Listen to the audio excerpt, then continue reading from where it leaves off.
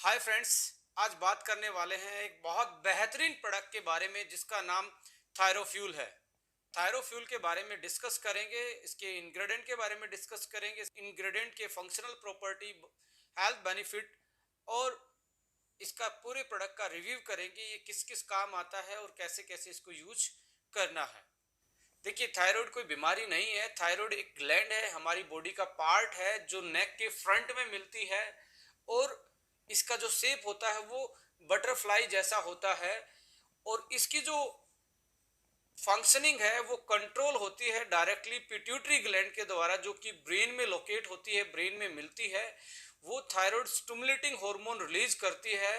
वो hormone thyroid को message देता है कि थायराइड ग्लैंड आप भी अपने हार्मोन प्रोड्यूस करो, जिन हार्मोन्स को हम T3 T4 बोलते हैं, जो कि थायराइड सिक्रीट करती है। देखिए, थायराइड के यदि फैक्ट्स पे मैं बात करूं, थायराइड की ही सेल बॉडी में वो सेल होती हैं जो आयोडीन को एब्जॉर्ब कर सकती हैं और बॉडी में कोई भी सेल को एब्जॉर्ब नहीं कर सकती। तो थायराइड सेल जब आयोडीन को एब्जॉर्ब करते हैं और साथ में टायरोसिन उसके साथ यदि उसको मिल जाता है, जो कि एक अमाइनो एसिड होता है, तो ये अपना हार्मोन प्रोड्यूस करती हैं जिसको आप T3 और T4 बोलते हैं। और जैसे ही थायराइड ग्लैंड सिक्रीट करती है T3 और T4 को, वो ब्लड स्ट्रीम में चला जाता है और ब्लड स्ट्रीम से पूरी बॉडी की सेल उसके द्वारा रेगुलेट होती हैं। कोई भी सेल पूरी बॉडी में बिना T3 बिना T4 के मेटाबॉलिज्म रिएक्शंस को रेगुलेट नहीं कर सकती। यानी कि हमारी बॉडी का जो मेटाबॉलिज्म कंट्रोल पॉइंट है वो हमारी ग्लैंड थायराइड है। तो इसकी फंक्शनिंग को बेटर रखना, इसकी फंक्शनिंग को नॉर्मल रखना हमारे लिए बहुत इंपॉर्टेंट है। बिकॉज जब तक हमारा मेटाबॉलिज्म कंट्रोल में नहीं है तब तक हमारी जो हेल्थ है वो बेटर नहीं रह सकती। तो हमारे लिए थायरो केयर करना बहुत इंपॉर्टेंट है। आइए इसके बारे में और ज़्यादा विस्तार से जानते हैं। देखिए, थायराइड जितने भी मेटाबॉलिज्म हमारे रिएक्शन हैं, मेटाबॉलिज्म को कंट्रोल करना मेन फंक्शन है हमारी थायराइड ग्लैंड का। अब ये मेटाबॉलिज्म होता क्या है? देखिए, जैसे कि कोई गाड़ी है, अब कोई पेट्रोल या डीजल की गाड़ी है तो उसकी एवरेज पूछी जाती है कि 1 लीटर में कितनी दूर तक ये चलेगी, यानी कि कितना kmpl इसका रहेगा। तो ऐसे ही हमारी बॉडी का भी एक पेस सेट होता है, कितनी एनर्जी वो रेस्टिंग पोजीशन में जीने के लिए लेती है, बेसिक रिएक्शन को रेगुलेट करने के लिए लेती है, उसको हम मेटाबॉलिज्म बोलते हैं। बहुत सारे लोग ज़्यादा खाते हैं फिर भी मोटे नहीं होते, तो उनका एक ही रीजन होता है कि उनका जो बेसल मेटाबॉलिक रेट है, जिसको बीएमआर बोला जाता है, वो हाई है। यानी कि उसकी जो एवरेज है बॉडी की, जो जैसे गाड़ी की एवरेज होती है, ऐसे ही उस पर्टिकुलर बॉडी की एवरेज भी कम है, यानी कि ज़्यादा एनर्जी चाहिए उसकी बॉडी को अपने मेटाबॉलिज्म को रेगुलेट करने के लिए। इसलिए वो ज़्यादा खाने के बाद भी कुछ लोग पतले रहते हैं। और कुछ लोग ये बोलते हैं जी मैं तो पानी ही पीता हूँ, वो भी मेरी बॉडी पे लग जाता है। इसका मतलब उसका बेसल मेटाबॉलिक रेट बीएमआर लो है, यानी कि कम एनर्जी में भी वो उसकी बॉडी आराम से सर्वाइव कर जाती है।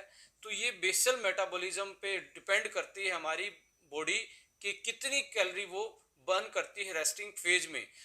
तो जो बीएमआर है वो रेगुलेट होता है थायराइड ग्लैंड के हार्मोन की वजह से, जिसको हम T3 T4 बोलते हैं। अनदर इंपॉर्टेंट वर्क जो है थायराइड का, वो है बॉडी के टेम्परेचर को कंट्रोल करना। थर्ड काम है बॉडी के वेट को कंट्रोल करना। आपकी बॉडी का वेट जो कंट्रोल होता है वो भी थायराइड की फंक्शनिंग पे डिपेंड करता है। ब्रीदिंग, हार्ट रेट, बीपी, ये भी हमारी थायराइड के द्वारा ही रेगुलेट होते हैं। इनका जो मैकेनिज्म है हार्ट रेट का, या हमारी जो मसल स्ट्रेंथ है, या हमारी ब्रीदिंग है, ये कंट्रोल होती है हमारी थायराइड की फंक्शनिंग के द्वारा। कोलेस्ट्रॉल के लेवल को ये मेंटेन करती है। कैल्शियम के लेवल को ब्लड में थायराइड ग्लैंड मेंटेन करती है। और फीमेल्स में जो पीरियड साइकिल है उसको भी मेंटेन करने का काम हमारी थायराइड ग्लैंड करती है। यानी कि जितनी भी मेटाबॉलिक क्रियाएं हमारे अंदर होती हैं, जो रिएक्शन हमारे अंदर होती हैं, उनको कंट्रोल करने का काम थायराइड ग्लैंड के द्वारा ही होता है। अब बात कर लेते हैं abnormal function of thyroid gland. देखिए, दो टाइप के एबनॉर्मल फंक्शन थायराइड ग्लैंड की वजह से हमारी बॉडी में मिलते हैं।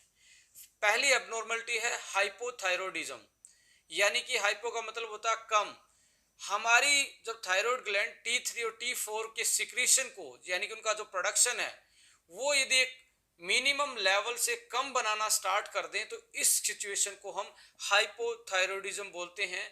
तो कैसे पता लगेगा कि आप हाइपोथायरॉयडिज्म के पेशेंट हैं? आइए इसके सिम्टम्स को डिस्कस करते हैं। सबसे पहला सिम्टम्स, एक तो आपको नींद बहुत कम आती है, पूरी बॉडी फटीक रहती है, पूरी बॉडी में स्ट्रेस रहता है, लो एनर्जी रहता है, और आपको कोल्ड की सेंसेशन ज्यादा रहती है, यानी कि ठंड ज्यादा लगती है। ज्वाइंट्स और मसल का पेन होना, डिप्रेशन का शिकार होना, किसी भी चीज पे कंसंट्रेट करना बहुत ज्यादा डिफिकल्ट हो जाता है। पीरियड साइकिल भी ज्यादा फ्रीक्वेंट हो जाते हैं, ज्यादा हैवी ब्लड फ्लो हो जाता है जब आप हाइपोथायरॉयडिज्म के शिकार होते हैं। ये कुछ कॉमन सिम्टम्स हैं, और भी रेलिवेंट सिम्टम्स हो सकते हैं, बट ये कॉमन सिम्टम्स हाइपोथायरॉयडिज्म में मिलते हैं। अनदर अबनॉर्मलिटी आती है इसके फंक्शन की वजह से, हाइपरथायरॉयडिज्म। इस केस में होता क्या है कि आपका जो सिक्रीशन है T3 और T4 का, वो एक मैक्सिमम लेवल से ज्यादा होता है, और जब ये सिक्रीशन ज्यादा होता है तो बॉडी में कुछ फंक्शनिंग में चेंजेस आते हैं, कुछ बॉडी में सिम्टम्स आते हैं जिनसे पता लगता है कि आप हाइपरथायरॉयडिज्म के पेशेंट हैं। आइए उन सिम्टम्स को एक बार डिस्कस कर लेते हैं। एंजाइटी, इरिटेशन, मूड स्विंग होना बार बार में, नर्वसनेस, हाइपर सेंसिटिविटी, बहुत ज़्यादा स्वेटिंग होना, हीट सेंसिटिव हो जाना, यानी कि बार बार में पसीने आना, स्वेटिंग आना, हाइपरथायरॉयडिज्म में होता है। जैसे कि हाइपो में कोल्डनेस की प्रॉब्लम थी, और हाइपर में यहाँ पे ज़्यादा स्वेटिंग की प्रॉब्लम आती है। हैंड थ्रम्बलिंग, जिसको आप हैंड कपकपाना, हल्की सी वाइब्रेशन बॉडी में रहना, हेयर लॉस का ज़्यादा बढ़ जाना, और पीरियड्स का मिस हो जाना, और वेरी लाइट पीरियड साइकिल हो जाना, यानी कि ब्लड फ्लो वेरी लाइट हो जाना, बहुत कम हो जाना, ये हाइपरथायरॉयडिज्म के सिम्टम्स हैं।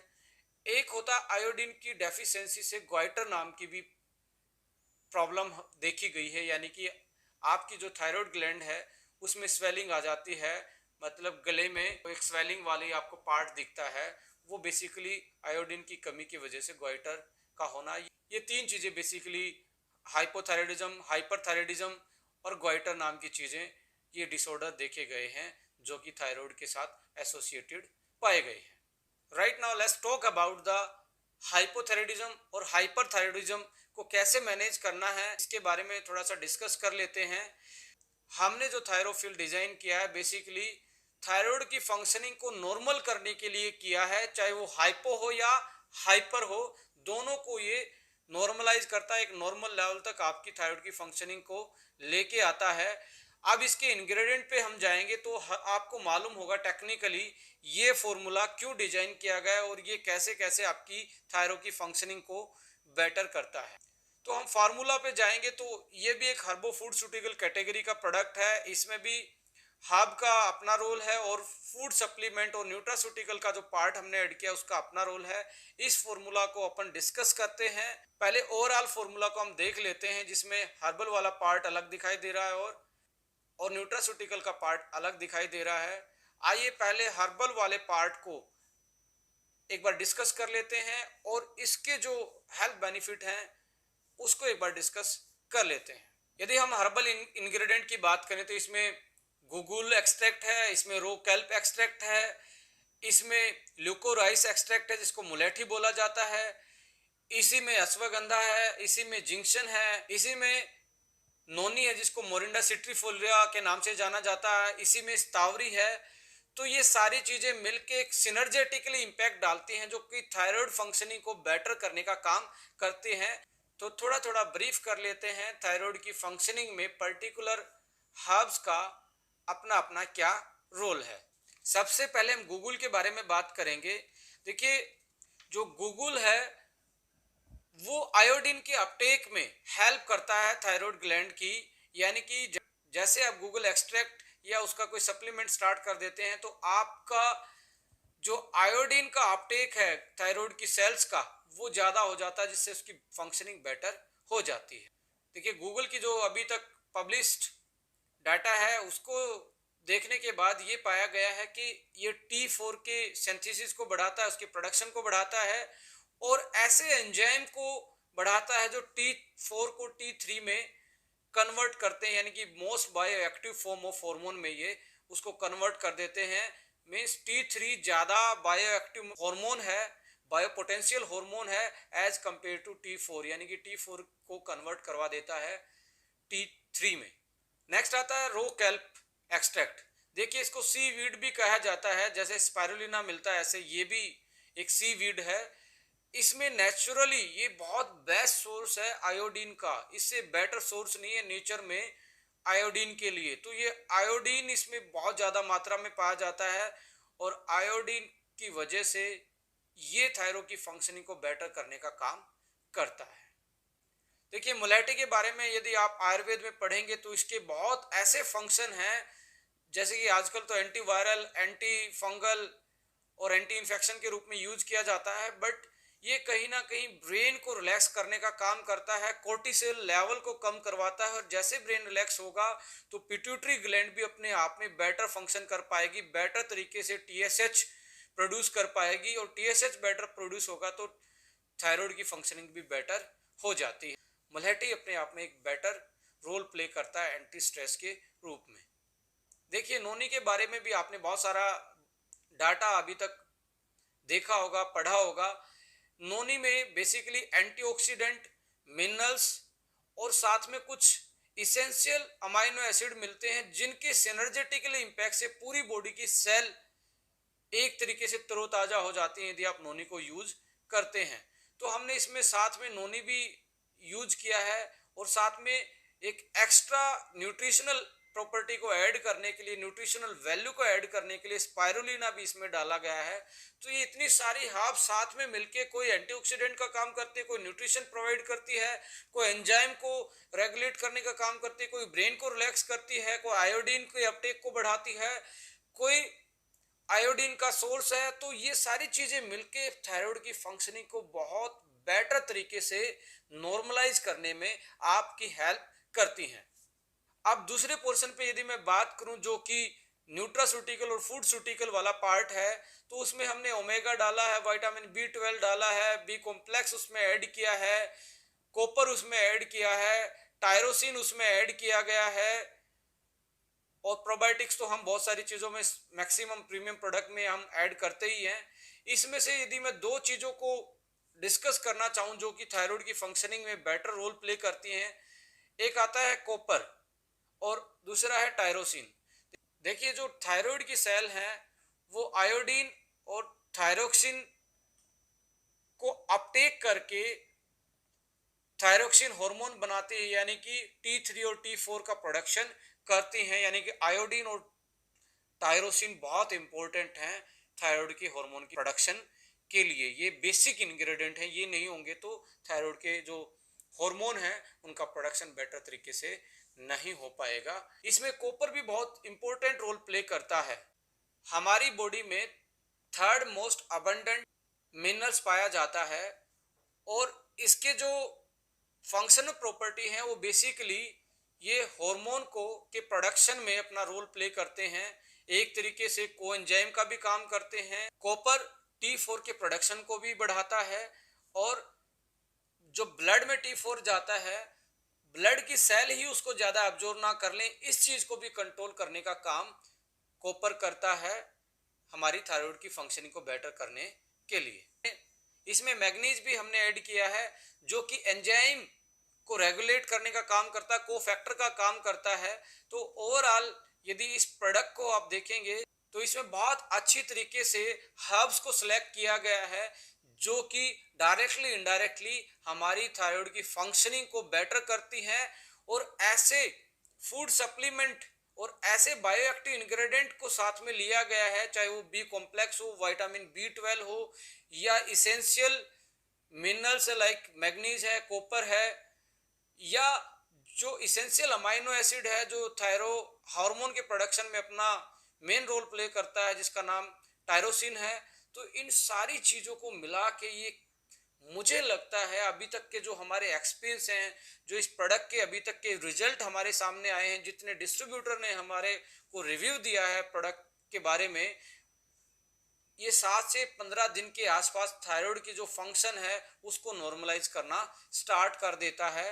बट इसके यूज में ये ध्यान रखना है कि आप को यदि लंबी प्रॉब्लम है, लंबे टाइम से आपकी थायराइड की माल फंक्शनिंग है और आप कोई एलोपैथी या कोई हार्मोन जैसे थायरोक्सिन की टैबलेट भी खा रहे हैं, तो अपने फिजिशियन से एक बार कंसल्ट कर लेना है कि मैं इस प्रोडक्ट को यूज कर रही हूँ या मैं यूज कर रहा हूँ, तो मुझे कितना थायरोक्सिन का टैबलेट या जो ऑलरेडी मेडिसिन चल रही है उसको कितने डोज में लेना होगा, और अपने ब्लड टेस्ट दोबारा से 15 दिन में करवाएं। उसके बेस पे भी आप कंक्लूड कर सकते हैं कि आपकी जो फंक्शनिंग है वो कितनी नॉर्मलाइज हुई है और किस लेवल तक वो चेंज हो पाई है। एक और इम्पोर्टेंट चीज इसमें ये है, यदि आप थायरोफ्यूल के साथ KSM-66 या ब्रेन फ्यूल को इंक्लूड करेंगे तो और आपको बेटर रिजल्ट आएंगे, बिकॉज आपकी एनजाइटी का लेवल, आपकी जो पल्पिटेशन है, जो थ्रम्बलिंग वाला पार्ट है, जो इरिटेशन है, जो आपके मूड स्विंग्स के जो रिएक्शंस हैं, उनको आप इन दो प्रोडक्टों को साथ में इनमें से कोई एक प्रोडक्ट को यूज करके और बेटर तरीके से कंट्रोल कर सकते हैं। और फास्ट फूड को अवॉइड करना है, और मेडिटेशन बहुत इंपॉर्टेंट रोल प्ले करता है थायराइड की फंक्शनिंग में, बिकॉज जब आप ओम वर्ड को सुबह यदि मेडिटेशन में यूज करते हैं तो उसका ओ और मैं आपके ब्रेन तक वाइब्रेशन पहुंचाता है, ओ आपके गले में वाइब्रेशन पहुंचाता है। ओ वाला जब आपके गले में वाइब्रेशन पहुंचाएगा तो आपकी थायराइड की फंक्शनिंग बेटर होती है, और मैं की जो साउंड आपके ब्रेन में जाती है, जो वाइब्रेशन, वो आपकी हाइपोथैलेमस और पिट्यूटरी ग्लैंड की फंक्शनिंग को बेटर करती है, जिससे कि आपका प्रॉपर कोऑर्डिनेशन हो जाता है थायराइड ग्लैंड का आपकी ब्रेन वाली पिट्यूटरी ग्लैंड और हाइपोथैलेमस ग्लैंड से। तो आपकी जो मेटाबॉलिक रिएक्शन है, आपकी थायराइड की जो फंक्शनिंग है, वो और बेटर तरीके से काम करना स्टार्ट कर देती हैं यदि आप मेडिटेशन भी करते हैं साथ में। So thank you for watching this video. So अगली वीडियोस आप तक डायरेक्टली आपके पास अपडेशन आए तो आप इस चैनल को सब्सक्राइब कर सकते हैं। Thank you so much. जय हिंद।